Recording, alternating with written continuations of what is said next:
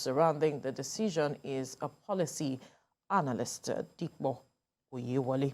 Thank you for joining us. Good morning. This morning. Morning, Dikbo. Good to Good see morning. you. Good to see you. Great.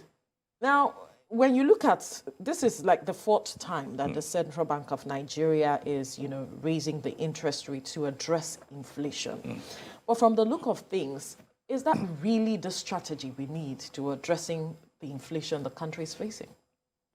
Oh, well, theoretically, it's one of the strategies that would be adopted by economists, but it's mostly a reactionary measure. But however, from what we've seen so far, I mean, just around September, end of Q3, it was increased to 15.5, and now it's grown by 1%.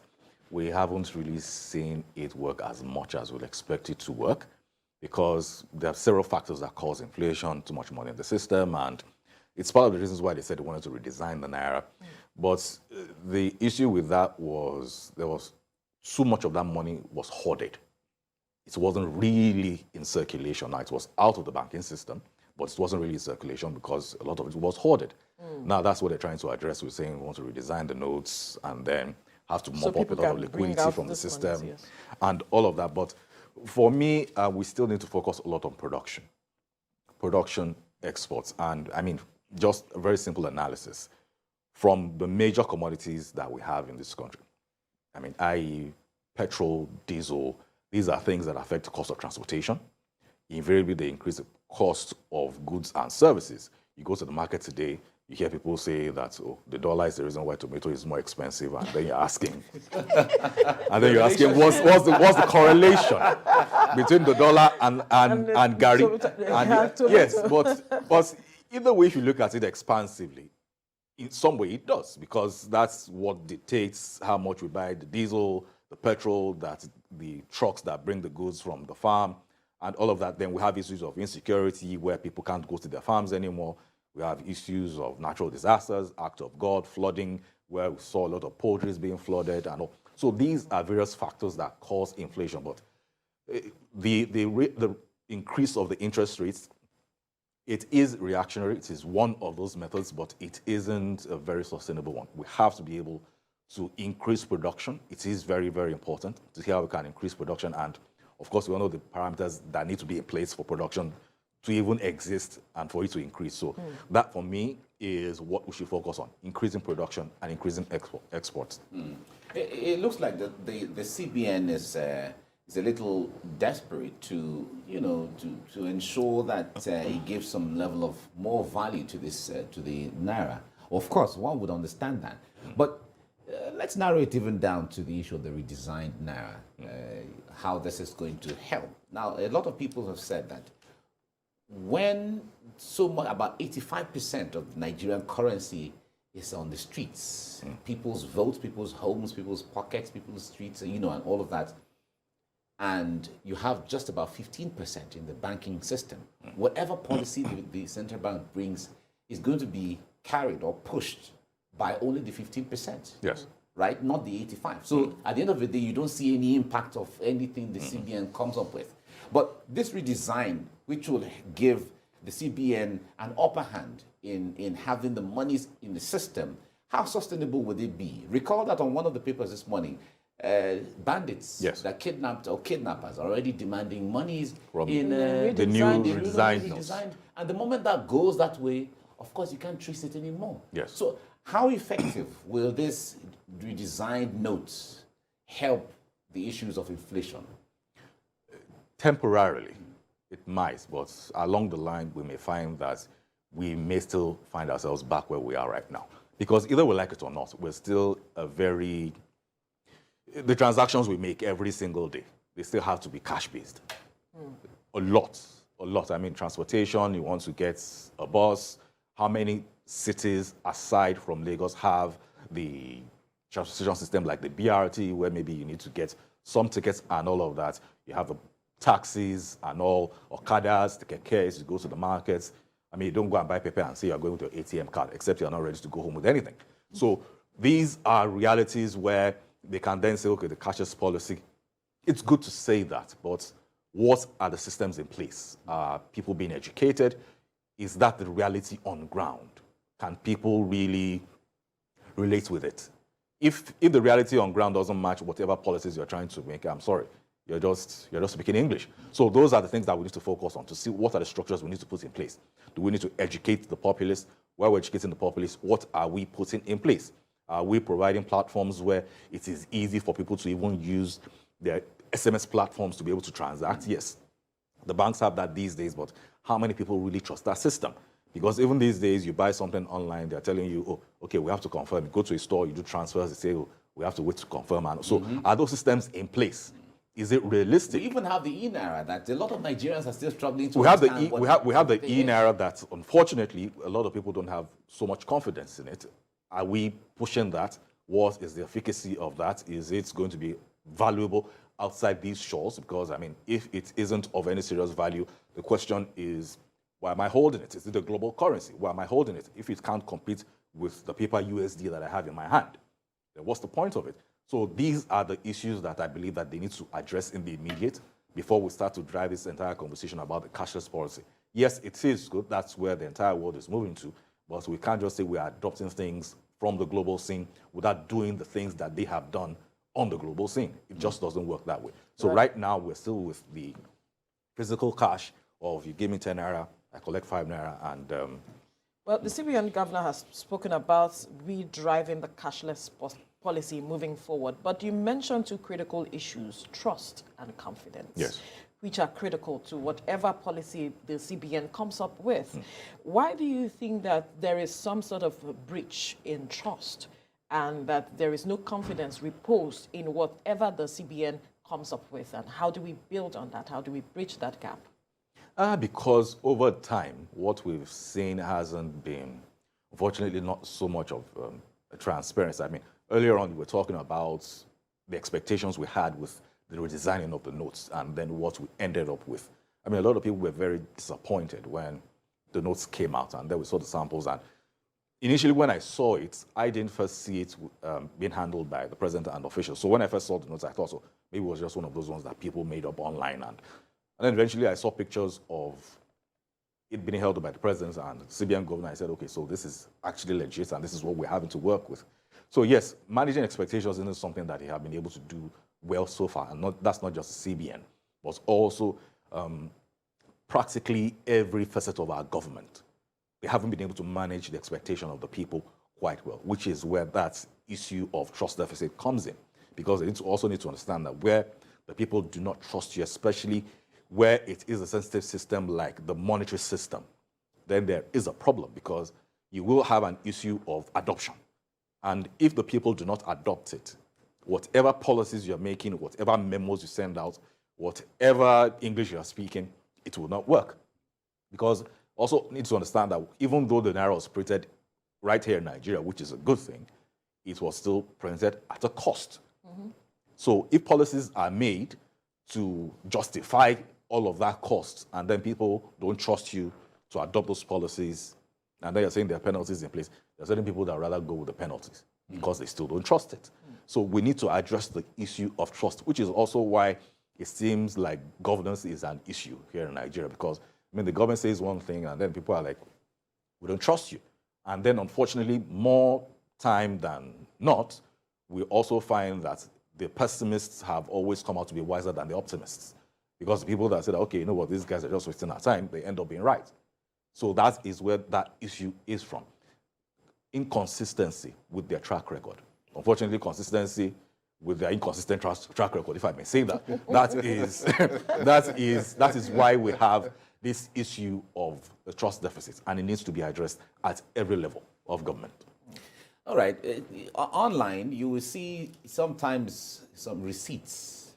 Someone will post a receipt of sometime 1980. Yes. When they bought a flight Volkswagen, ticket, British Airways. Exactly, British Airways, or they bought a Volkswagen Beetle car with about 2,000 something. You know, yes. And it brings a lot of beautiful nostalgia. But it takes us back to the realities of the time where the dollar and the naira were at par, you know, working at that level. Everyone said it was because Nigeria had almost all the companies here. The production was high. We recall the butter. In fact, I can't forget the shoes that Momsi bought for me that time. But I mean, if you weren't wearing butter in school, exactly. You If are not wearing wearing- were you not students? wearing shoes. You are not wearing You shoes. didn't You were belong to the barefoot. class. You were barefoot. But the point there is, all of these companies and all of that, so many of them either some folded up and others left the country, relocated, and so on. Now, we're left with the issue of everything we have to import, everything we have to import. It takes us back to the realities of production. Yes. We're not producing enough to sustain our economy, not to talk of exporting to earn foreign exchange. How do we begin to boost that aspect of things? Recall the government tried to close the borders, to encourage local production at the time. Whether that worked, it's still another thing altogether. Talk to that point.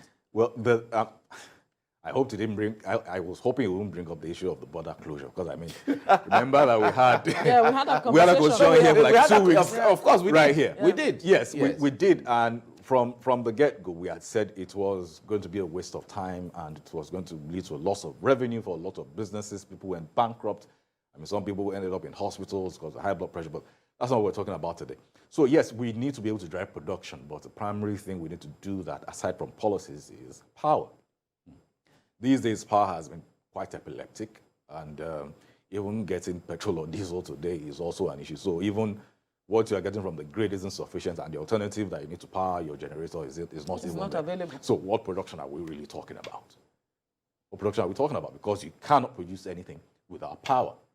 It's not possible. So we need to be able to address the issue of power. And for me, I think it's quite unfortunate that we're still having these conversations every other time that we talk about it, because, I mean, you ask yourself, are they really listening? But we know that they listen. But the question is, what is being done about it? Are they being deliberate about these issues? Because it's really just simple. It's not rocket science. Even, like my friend will say, rocket science is no longer even rocket science, because a lot of people even do it these days.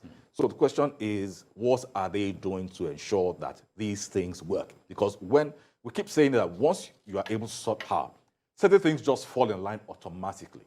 And that's what we said. Sort power, the chips fall where they may, literally. And then we get to see what's left on the table. Exactly. Okay. Like We're dealing with water will insecurity. always find its level. Water will always find its level. You solve power, you see that certain things that you are trying to deal with, they're no longer issues. Even certain things that even we have as prayer points will not even be prayer points anymore. Because power is there. Once power is there, you are productive as an individual, as an organization. And Nigerians are hardworking. And Nigerians are hardworking. I mean, even if you're at home on the weekend and then the power is out, even though you weren't using it for anything, your phone is very charged, no issue, there's this sense of dullness around you. And then the power comes back, you still don't turn it on because you're watching your prepaid units.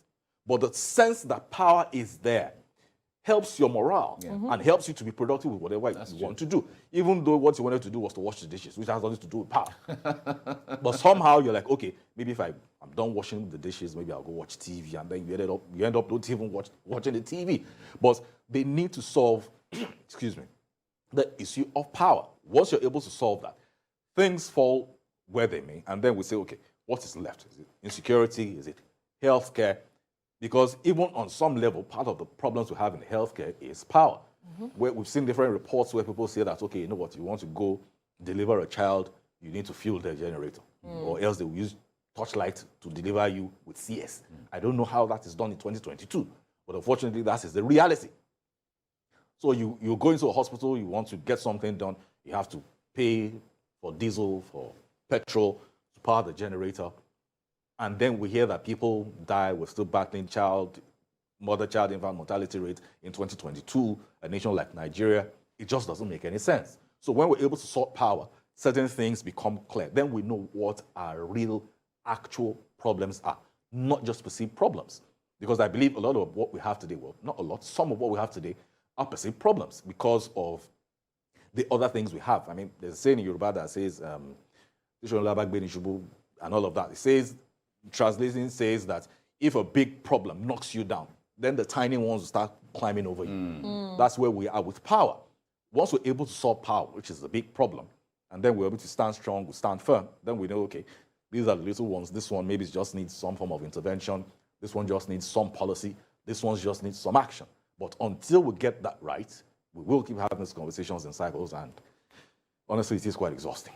All right. We find ourselves in a situation where production, like you have pointed out, we are not there yet, and all that you have mentioned, we are not there yet. What is the picture you foresee?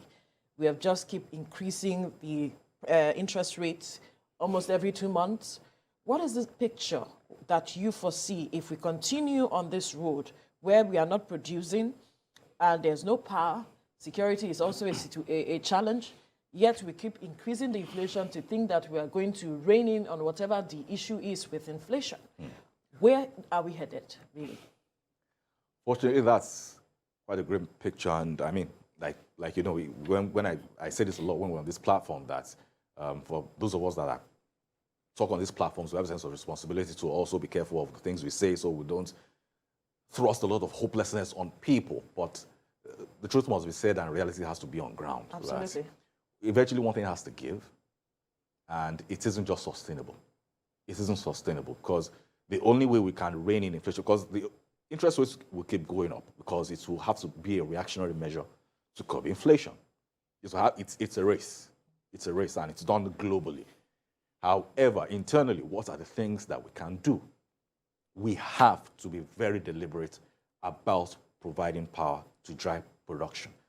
Also, favorable policies that ensure that whatever it is that we produce has actual value here first and then abroad.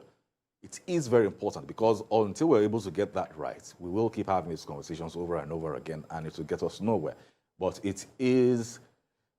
the prediction is not something I want to do on air right now. It's not something I want to talk about on air because it won't be, that is what, very responsible of me because let me just say it will be a very grim picture. I'll just leave it at that. But something has to give and we just have to be responsible with it because now you've increased interest rates, which is a reactionary measure. It is something that is done globally. So this is not a CBN issue. It's not a Gordon Emefiele issue. But the reality is businesses want to have access to financing that gets that higher interest rates. So what that means is whatever goods I'm selling to you, whatever services I'm providing to you, goes up a notch because I also have to make profit. I have to pay salaries. I won't shut down. I have school fees to pay. I have rents to pay. I have other things to do. Because it goes up, your employer hasn't increased your own salaries, but you have to pay more for my goods and services. So in the end, is the inflation really coming down? Because it then becomes a chicken and the egg situation. But one thing has to give. So that's why I said the increase of the interest rates isn't the only thing that has to be done, and it isn't sustainable in itself. Other things have to be done. Other things have to be put in place to ensure that we're able to move the needle down with regards to our inflation. I mean, if it can be single digits, right now it's 21%, so getting to single digits is quite a distance, but I believe that 1% at a time, But is we that can a get it true done. reflection of what the inflation rate is, looking at the situation on the ground? Yes, unfortunately. It may be higher, right? But the fact is, it is a lot out there because you can see it with the cost of transportation, cost of goods and services. That in itself will tell you what the cost of inflation, what the size of inflation is, because things are very expensive. I don't need to tell you. Anyone watching us right now will tell you things are super expensive, super expensive. In fact, a lot of experts are saying that if you really want to go deep down, the inflation rates might be higher than what is being quoted. Oh, yes. And the point there is a lot of people, when it comes to data that is not available, has really compounded the situation where some people are actually working out there, but because they're not captured in the system, so you don't know how to calculate what they're going through or what their successes are. So when all these figures, the mathematics is being worked out, they are not included in the mathematics. So all of those things are there. But one thing I'd like to ask is this issue of multiple exchange rates that we have. The point there is, of course, the CBN or the government recognizes one, which is about 444, volatility is there, 45 today, 444, 445. It goes, it comes, it goes, it comes. But the point there is the most prominent or the most popular amongst the people is the one on the streets, which is the parallel market. because you can't see it in the banks. So you go there and then you're talking about 700 and, it got to 800, it got to 900 at the time. It was pushing and then, 1,000. Yeah, and then Had to crash. it's crashing a little bit. But the volatility, because every day if you're going to change money, you have to call first Yes. to know, because the rate is going to be different between yesterday and now. Price. In fact, Good. the morning price is different. It's different from from the evening price. price. Yeah. And then besides that, the price in aggregate might be different from the price in Ikeja. Yes. Just by a little, Margin. The one at the airport might also be different. Yeah. So the point there is all of this volatility, how does it compound the situation that CBN is trying to handle? Well, saying it that way makes it sound like CBN is at the receiving end of it, but how are they responsible for this?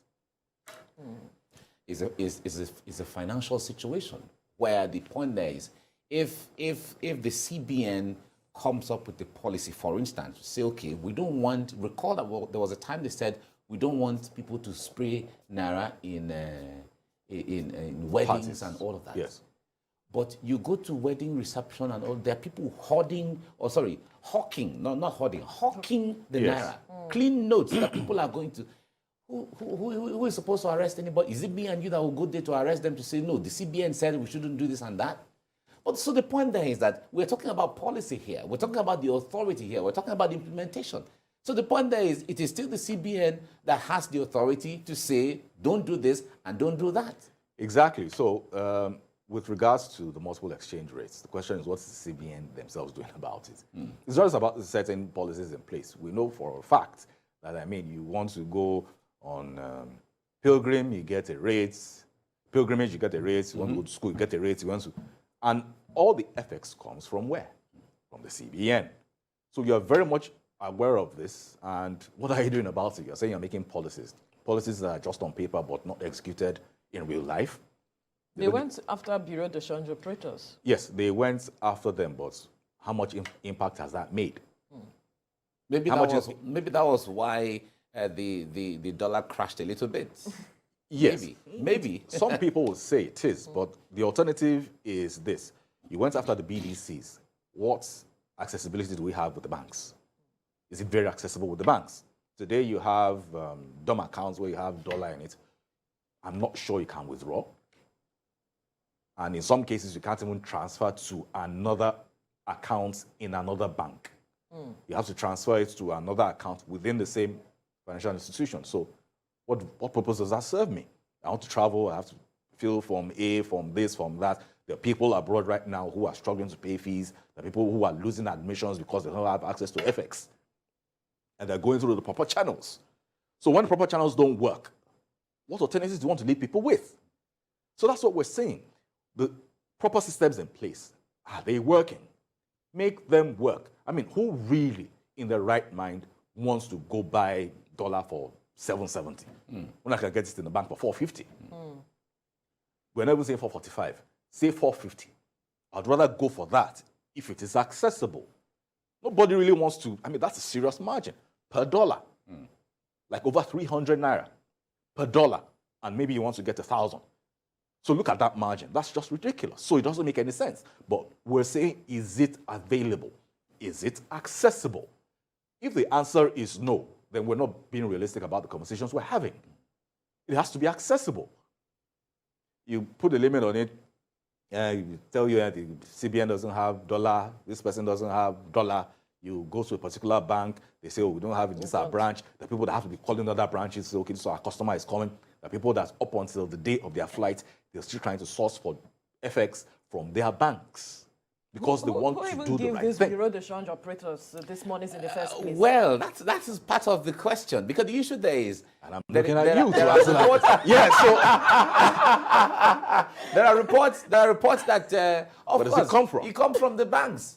There are reports that it comes from the banks. So in fact, there have been reports of round tripping. yes, Yes. the round tripping is very serious. Exactly. The banks, the BDCs, as the case may be. Because the point there is, if there are staff of a bank and they feel that, okay, fine, I work in the dollar section, as the case Yes. may be, and I can get it to one of my Aboki friends, Mm-hmm. whom, you know, there is no, customers come to the bank, to the counter, and they tell you, well, we don't have enough now, But so you you see might, an Aboki yeah, there. exactly. But So you see might- somebody who say, yeah, I have it who at, tells you, exactly. say by the So staircase. you might, we don't have any choice. You might visit the Aboki, but he Or has wait- the interest in or the wait Aboki for man. 48 hours, and your flight is in 24 hours. Exactly.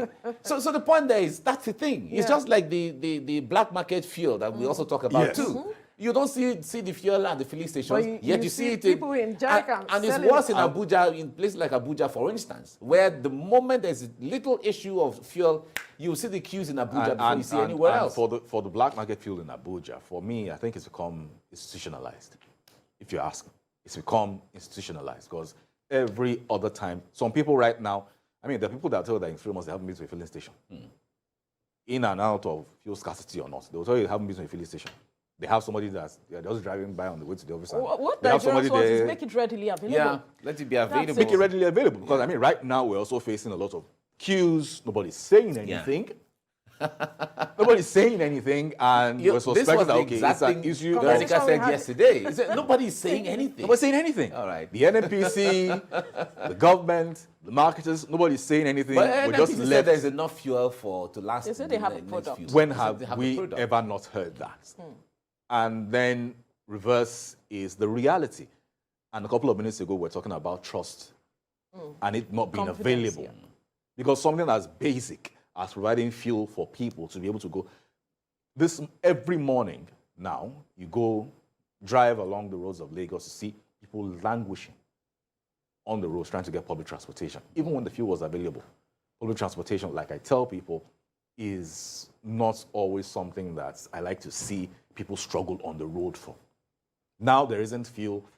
The cost of transportation has gone up 2-3x. People don't have their salaries increased. Cost of things in the market has increased, and then we're saying people won't fall further into poverty. Then we're not being serious about these conversations. So I mean, like we said, nobody's saying anything. The fuel case is what it is right now. Nobody's saying anything. And some of us are speculating that, okay, because they've been hammering on it for, like, I think maybe June or July, that they want to increase the prices. Some of them have 180 on their boards. 200, But you go there, 215, 215. My driver bought it for 212 yesterday. Had to pay for jerry can and all of that. Yeah. And we're saying, let it be available. You want to argue on price, no problem. But can it be available? Because you cannot add this to whatever challenges we're having right now. People are already suffering